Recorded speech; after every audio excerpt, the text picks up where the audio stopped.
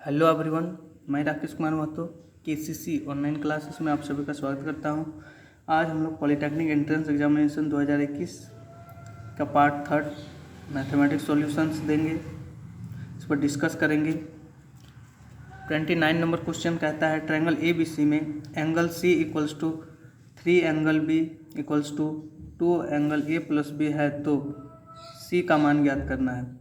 तो हम मान लेते हैं इसमें एंगल बी को हम एक्स मान लेते हैं, angle B equals to x, then angle C equals to 3x हो जाएगा। अब 2 into A angle A plus angle B बराबर 3 एंगल बी, इसके जगह हम वैल्यू पुट आउट करेंगे तो मेरा एंगल ए का वैल्यू पुट आउट हो जाएगा, निकल जाएगा ए का वैल्यू।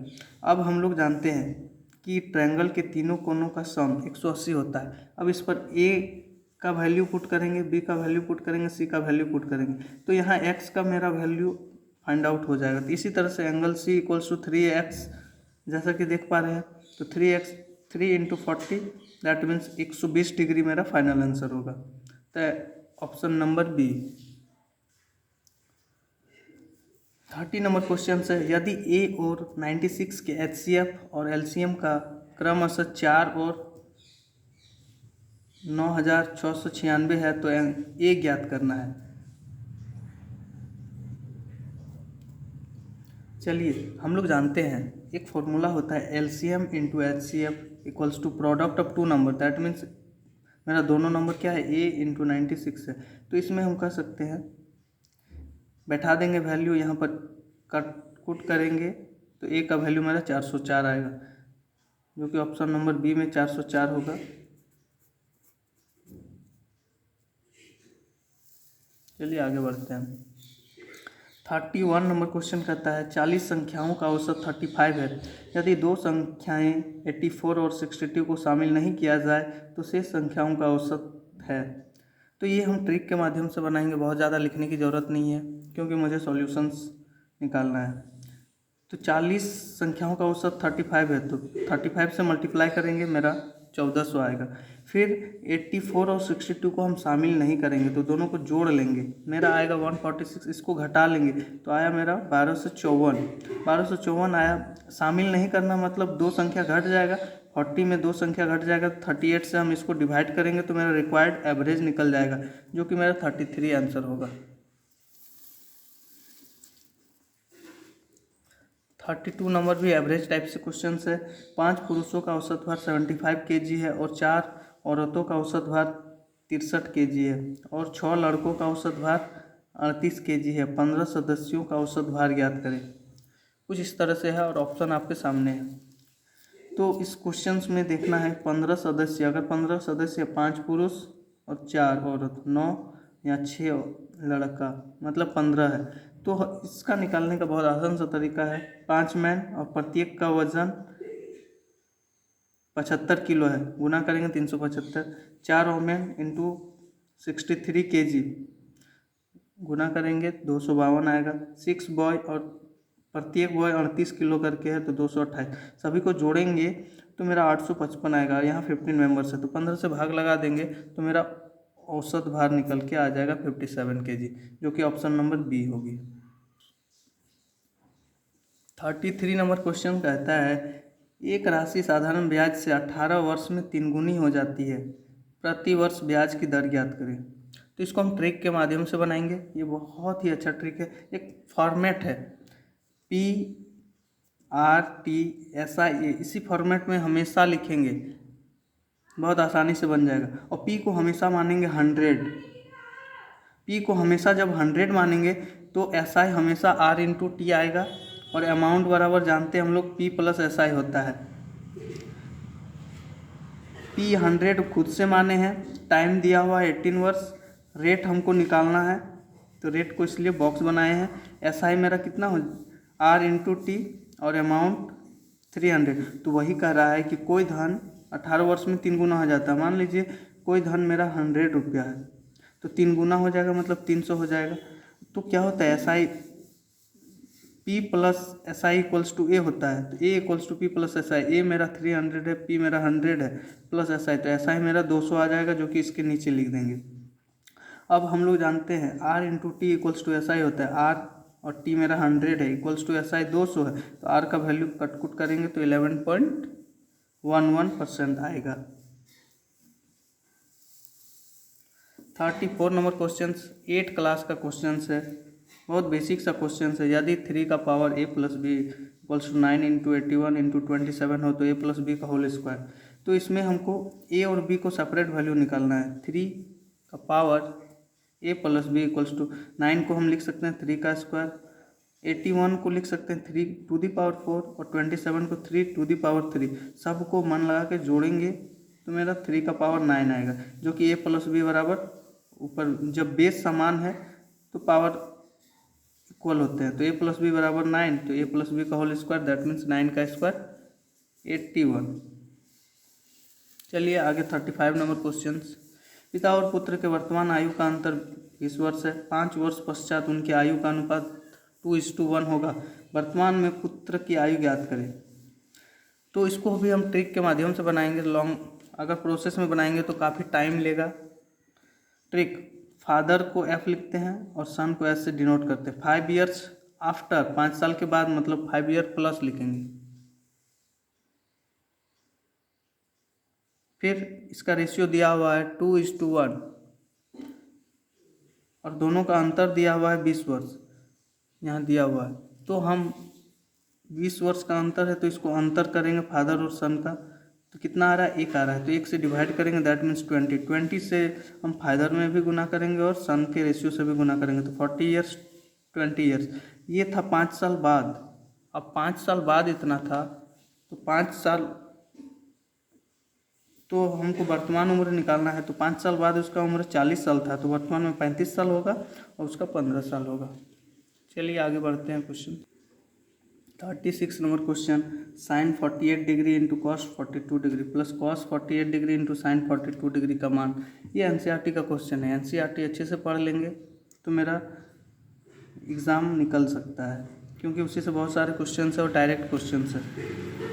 साइन 48 डिग्री को हम लिख सकते हैं साइन 90 माइनस 42, कॉस 42 डिग्री है जस का तस लिखना है। फिर उसी तरह से प्लस कॉस 48 को लिख सकते हैं cos 90 degree minus 42 degree into sine 42।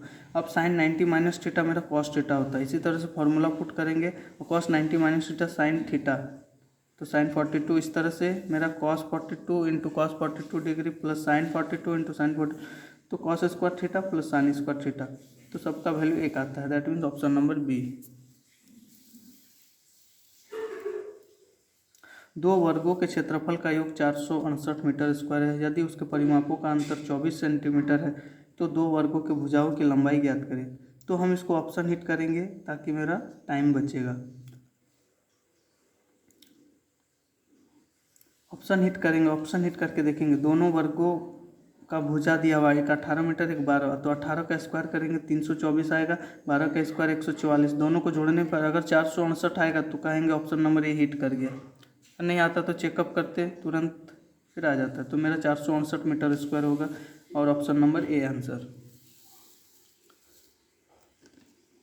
एक पुष्प सज्जा में पहली पंक्ति में 23 गुलाब के पौधे, दूसरी पंक्ति में 21, तीसरी पंक्ति में 19 और इसी तरह से आगे भी।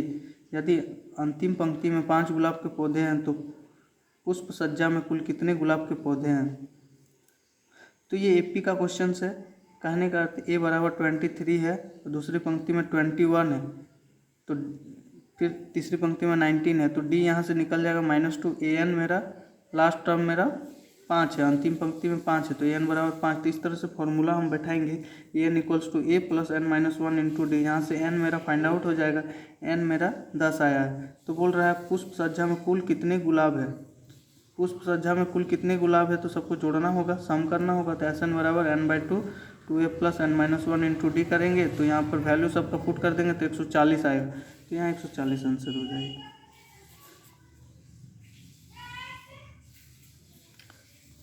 39 क्वेश्चन करता है समांतर श्रेणी -3 -8 -13 का कौन सा पद -78 है। तो इसमें a दिया हुआ है -3, d हम निकालेंगे -8 में -3 को घटाएंगे तो -5 आएगा, एन दिया नहीं है, ए एन मेरा 78, लास्ट टर्म मेरा 78 दिया हुआ है। तो हम लोग फार्मूला जानते हैं N equals to A plus N minus one into D. यहाँ से सब वैल्यू पुट कर देंगे तो एन का वैल्यू मेरा फाइंड आउट हो जाएगा। एन जो मेरा होगा 16 होगा, ये मेरा आंसर हो जाएगा। 40 नंबर क्वेश्चन है, यदि ग्राफ एक्स धुरी के दो बिंदुओं में प्रतिच्छेद करती है तो एक द्वितीय बहुपदों में शून्यों की संख्या ज्ञात कीजिए। ये क्वेश्चन बहुत इंपॉर्टेंट है, एनसीईआरटी में भी है, बहुत कॉन्सेप्चुअल है। एक्स अक्ष को दो बिंदु में काटती है, दो बिंदु में काटेगा तो इसका शून्यों की संख्या 2 होगी, डायरेक्ट आंसर। 41 नंबर क्वेश्चन, उस त्रिभुज का क्षेत्रफल ज्ञात करें जिसके शीर्ष बिंदु A1 -1 B -4 6 और C -3 -5 है। तो ये क्वेश्चंस कोऑर्डिनेट ज्योमेट्री का बहुत इंपॉर्टेंट है। इसका एक फॉर्मूला होता है त्रिभुज का क्षेत्रफल 1/2 x1 y2 -y3 plus x2 y3 -y1 plus x3 y1 -y2। तो इसमें से मेरा first coordinate x1 y1, second x2 y2 and C x3 y3। इस तरह से जब हम वैल्यू पुट कर देंगे तो मेरा कुछ रिजल्ट आएगा। कट करेंगे तो 24 वर्ग इकाई आएगा, जो कि मेरा ऑप्शन नंबर ए आंसर होगी। 42 नंबर डिवीजन एल्गोरिथम क्वेश्चन है, यदि P X equals to X का power 4 minus 3x square plus 4x plus 5 को X square minus X plus 1 से विभाजित किया जाता है तो प्राप्त शेषफल है। तो इसको हम भागा लगाएंगे। 9th क्लास में भी इस तरह का भागा हम लोग पढ़े हैं, डिवाइड पढ़े, और 10 में भी है। और अच्छे से इसको एक फॉर्म में चेंज कर देना होगा तभी आंसर आएगा। एक्स का पावर 4, यहाँ एक्स का पावर 3 नहीं है तो इसको प्लस 0 इंटू एक्स का पावर 3 करके बनाएंगे तो मेरा आंसर आ जाएगा 8। रिमाइंडर मेरा 8 आएगा, शेष वही मेरा ऑप्शन नंबर डी होगी। 43 नंबर क्वेश्चन, भुजा 6 सेंटीमीटर वाले घन का आयतन है। ये बहुत अच्छा सा क्वेश्चन, 6 क्लास में इस टाइप का पढ़े होंगे। 6 सेंटीमीटर उसका साइड है, तो घन का आयतन वॉल्यूम ऑफ क्यूब, घन का आयतन भुजा क्यूब होता है तो 6 का cube 216 centimetre cube, option number B. 44 number, यदि एक घटना ए की प्रायिकता 1/3 है तो पी नॉट ए। ये प्रोबेबिलिटी का क्वेश्चन है। एक रामबन फार्मूला होता है P A plus P A not equals to 1। हमेशा कोई भी प्रोबेबिलिटी प्रायिकता प्लस प्रायिकता नहीं हो रहा है, दोनों का जोड़ करेंगे, सम करेंगे तो 1 होता है। तो 1/3 बैठाएंगे पी ए, और पी ए नॉट हमको निकालना है। तो पी ए नॉट को निकालने के लिए 1 है, 1/3 को हम साइड चेंज करेंगे तो माइनस हो जाएगा, 2/3 आंसर आएगा। 45 नंबर क्वेश्चन, 45 नंबर क्वेश्चन कहता है, एक गेंदबाज द्वारा 10 क्रिकेट मैचों में लिए गए विकेट नीचे दिए गए हैं 2 6 4 5 0 2 1 3 3 2। आंकड़ों का बहुलक, बहुलक उसको कहते हैं जो सबसे अधिक बार रिपीट हुआ है, वो संख्या जो सबसे अधिक बार आया है। यहाँ पर देख सकते हैं हम 2 3 बार आया है, दैट मीन्स इसका बहुलक मॉड 2 हो जाएगा, सही आंसर। 2 सर्वाधिक बार आया है। 46 नंबर क्वेश्चन, यदि साइन ए बराबर 5/13 और ए हमारा लाई करता है 0 डिग्री से 90 डिग्री के बीच में, तो tan ए ज्ञात करें। तो साइन ए बराबर 5/13, ये p/h, हमको b निकालना है, b निकल जाएगा मेरा 12, b निकल जाएगा तो tan ए का फॉर्मूला जानते हैं p/b, p मेरा 5, b मेरा 12, जो कि फाइनल आंसर 5/12।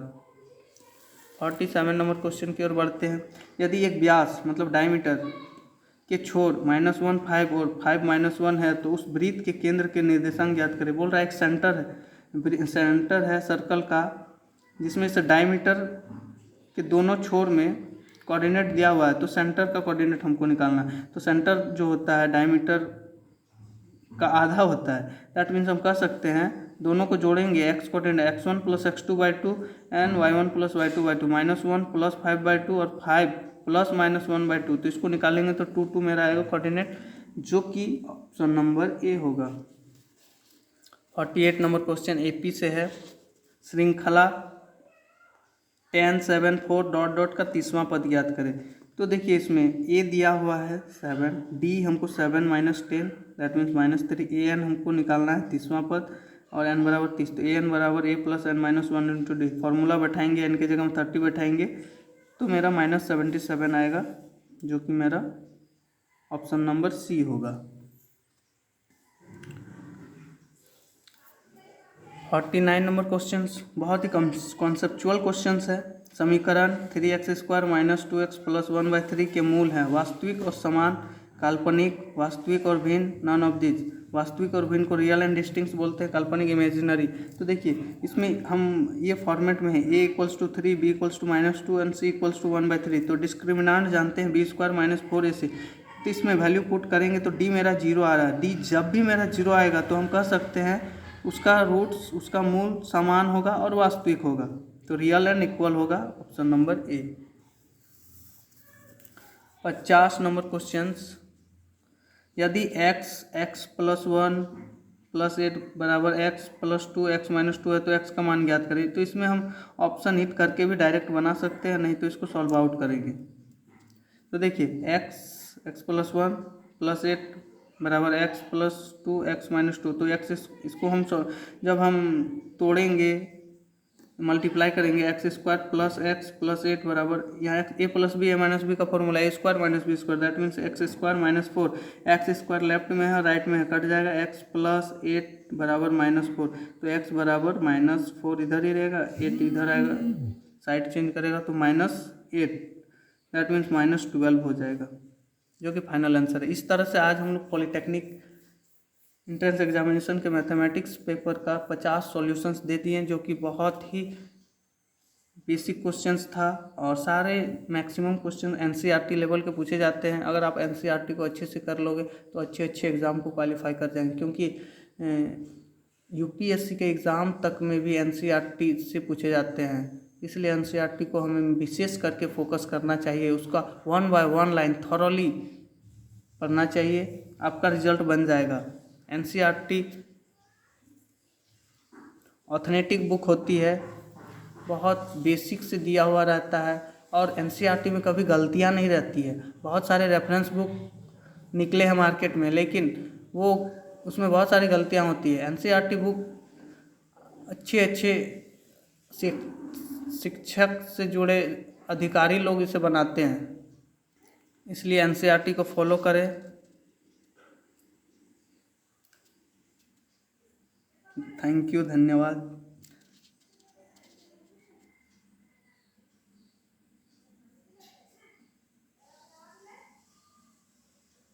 अगर मेरा वीडियो अच्छा लगे प्लीज़ लाइक कीजिएगा, सब्सक्राइब कीजिएगा, शेयर कीजिएगा। अगर कोई प्रॉब्लम हो, किसी प्रकार का कोई डाउट हो तो कमेंट सेक्शन में कमेंट कीजिएगा। कहीं किसी प्रकार की कोई कमी रह गया है तो वो भी कमेंट कीजिएगा। आगे नेक्स्ट हम अपने आप को सुधारने का प्रयास करूँगा। Thank you.